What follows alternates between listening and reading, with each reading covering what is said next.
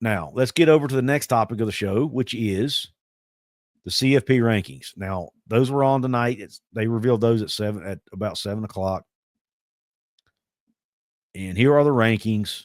I'll put them on the screen. Hope y'all can see those. See, let me enlarge it a little, and I'm going to scroll so that the banner doesn't hide it. Yep, that's better. All right. And like I said, I'll scroll so the banner doesn't hide it all. But as you can see, Oregon is 1, Ohio State 2, Texas 3, Penn State 4, Indiana 5, Notre Dame 6, Alabama 7, Miami 8, Ole Miss, Georgia, Tennessee, Boise State round out the top 12. Who did you not see in there? Anyone from the Big 12. The highest ranked Big 12 team comes in at 14, and that's BYU. Even SMU, who BYU beat, is ahead of them. Make that make sense. Then you have Texas A&M, Colorado is the next Big 12 team. The next, you don't go down to, you don't get another Big 12 team until you get to 21 with Arizona State, and Iowa State is at 22. And then you have Missouri, UNLV, Illinois rounding out the top 25 there. And then obviously you had Tulane, Army, South Carolina, Clemson, all in there as well. So interesting rankings. I didn't have an issue with most of those, to be honest with you. I thought most of them were fair. The ones I took issue with were, like I said, SMU being ranked ahead of BYU and Boise State being ahead. I'm not saying Boise State doesn't deserve to be in the top 12, but Boise State has one loss. And yes, it was to Oregon, who's the number 1 team, and it was a close game. I understand that. And I understand BYU's loss was to Kansas. So it's not a good loss. But when you look at their wins, BYU has wins over SMU, who's ranked. They have a win over Kansas State, who was ranked at the time they beat them. But when you look at Boise State's wins, I mean, most of them are in the Mountain West Conference. You can't tell me that the Mountain West is a tougher conference than the Big 12. So how can they justify putting Boise State 2 spots ahead of BYU? Now, if BYU continues to win out and they go win the Big 12, then they can get in the playoff, right? More than likely. It's not a guarantee, but they probably would. As of right now, they would be the 12 seed in the playoff because they would be the 5th highest ranked conference champion. You would have Oregon as the 1 seed, Texas is the 2 seed, Miami is the 3 seed, Boise State is the 4, and then you would have BYU as the 5. As a matter of fact, I'll go ahead and share the bracket with you as well, because the seeding is different than ranking. Seeding is because the top 4 seeds, top 4 conference champions get the top 4 seeds. The 4 highest rated conference champions, I should say, get the top 4 seeds and a bye in the first round. And like I said, you've got Oregon, who's right now, as of today, would be the Big 10 champ. 2 would be your SEC champ in Texas. 3 would be Miami, who right now, even though they're not ahead in the ACC standings right now, they are the highest ranked ACC team, so they have them in at 3 seed, and then Boise State 4, like I said.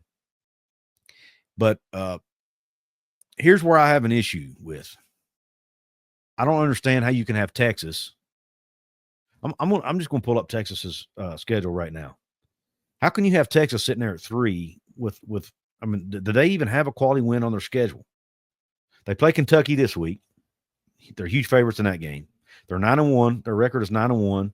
They have wins over Colorado State, Michigan, who ended up not being that very good, UTSA, UL Monroe, Mississippi State, who's the worst team in the SEC. I think they have 2 wins this year, maybe 3.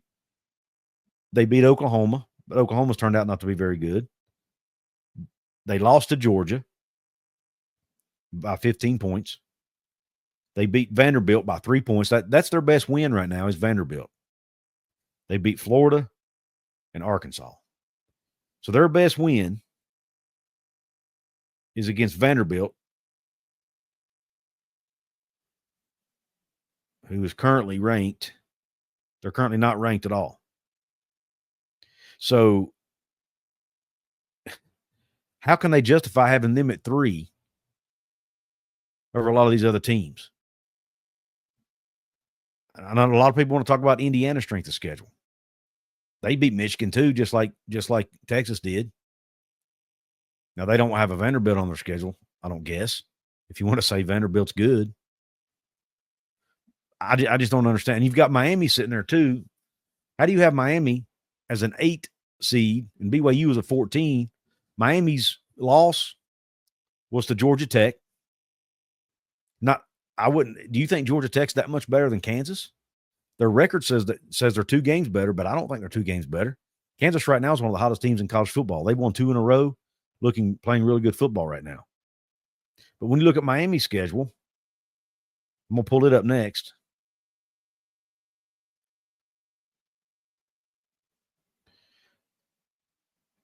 They're 9-1 as well, and here are their wins. Florida, no, they're a 500 football team. Florida A&M, Ball State, South Florida, Virginia Tech, and remember that was the controversial call at the end, and Virginia Tech's turned out not to be that good. Cal, Louisville, Florida State, Duke, then they lost to Georgia Tech. They don't have one ranked win on their schedule.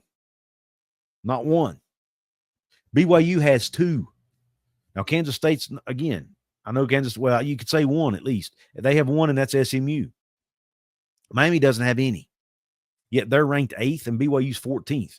Somebody make it make sense to me. I don't know.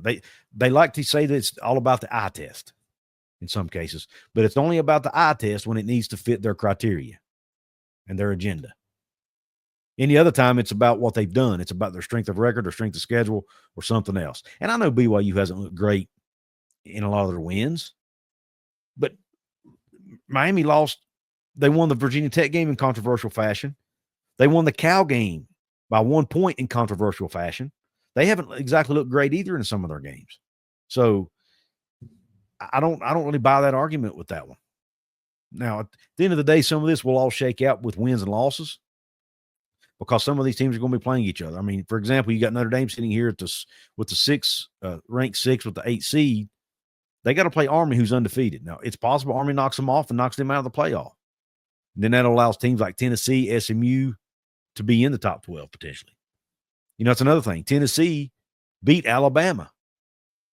Alabama is there at the ranks number 7.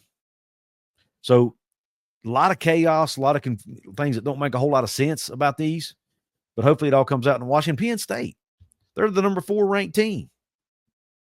Yes, their only losses to Ohio State, but they haven't really beaten anybody either.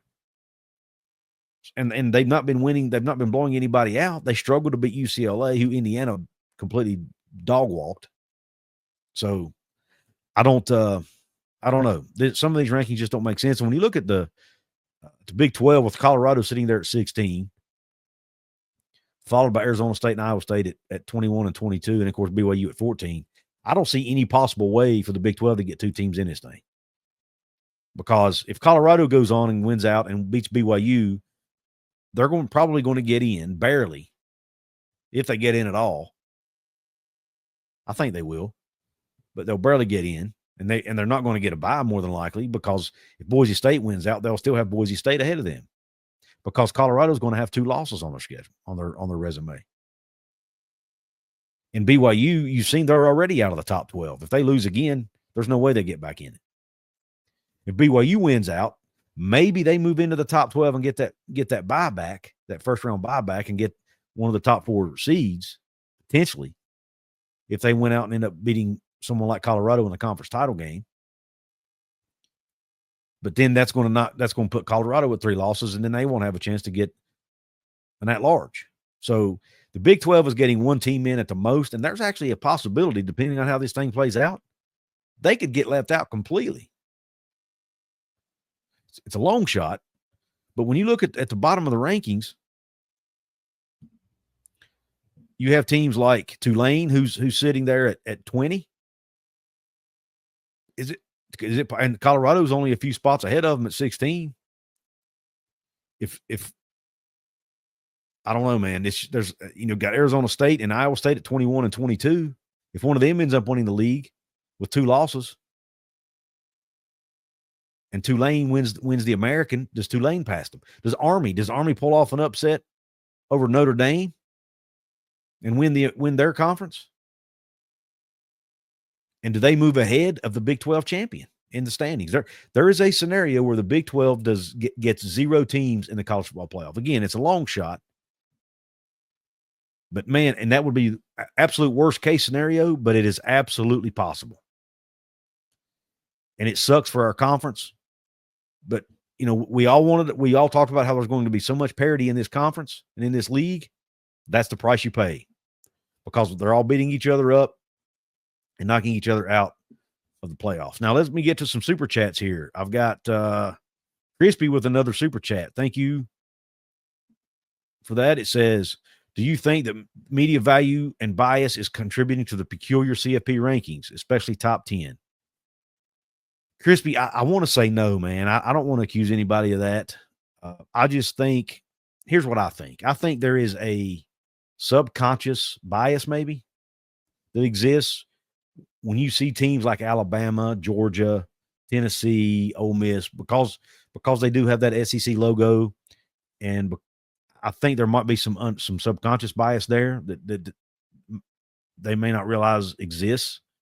And that's probably human nature, to be honest with you. Jeff Ruff says, if not for Prime, the Big 12 would get hosed. Probably. You're right. I'll be honest with you. I love my ball. I love my BYU fans out there. They're great people. Good friend Bomber over at College Football Mafia. Love the guy. Great friend of the show. But, man, I think we would be better off as a league for Colorado to be our representative in that playoff. A, I think they're a better team. And B, I think that the attention that Coach Prime brings and that team brings, whether we like it or not, whether it's annoying or not, it's good for our conference. And that game is going to get more views than if BYU's in it, more than likely. There's going to be more casual fans tuning in to watch Colorado play than BYU play. It just is what it is. It's not fair, but that's just the way it is. And it's good for us to have them in our league for that reason. And whether we like it or not, it's important for our conference for Colorado to be good. I'm not going to say there's any blatant bias, but I do think there's probably some subconscious bias there that exists that, just because those teams have a brand. They have a, when you hear Alabama, man, boom, you automatically going to assume they're one of the best teams in the country, right?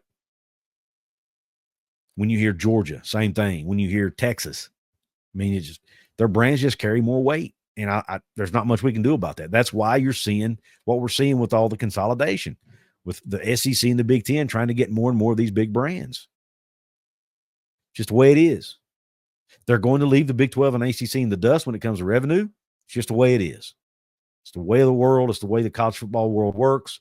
And at the end of the day, you know whose fault it really is? It's us, the fans, because we have driven it, because we love it so much. We put so much of our time, money, and resources into it. It's made it that big, and making those schools and those networks a lot of money. So they're trying to capitalize on it. We can complain all we want to about the SEC and Big Ten being greedy, but at the end of the day, it's capitalism, right? At its finest. Even though it's, I don't like the fact that capitalism has crept into college sports, because it's not supposed to be. But what do you expect, right? And even if you don't want to use the capitalism model, if you want to just say, their university's trying to earn as much money as they can to help increase enrollment and all those other things, right? That's good for their school and university. At the end of the day, it still comes down to this, the almighty dollar. Shout out to my sponsors again, BetUS Online Sportsbook and Cass Cantor Stone Street and Buckner Attorneys at Law, your personal injury attorneys in West Virginia, Virginia. And also want to give a real quick shout out to WV Sports Now. For you West Virginia fans, Mike Osti and the guys over at WV Sports Now, I'm partnering with them. You can sign up for their behind-the-scenes and ad-free content called The Holler. So go to WVSportsNow.com, go to The Holler, and at checkout, use promo code Couz, C-O-U-Z. You will get a 40% discount on a one-year membership to The Holler. Be sure to take advantage of that now. I really, really appreciate that. Thanks to all of you who are tuned in. Thanks to all of you who have hit the like button. Thanks to all of you who have subscribed. Those of you who became new channel members. Thanks for the super chats. Hope y'all have a good rest of your night, or if you're watching the replay, maybe the rest of your day. Hope it's top shelf. Hope you're top shelf. Hope your family's top shelf. You Country Roads.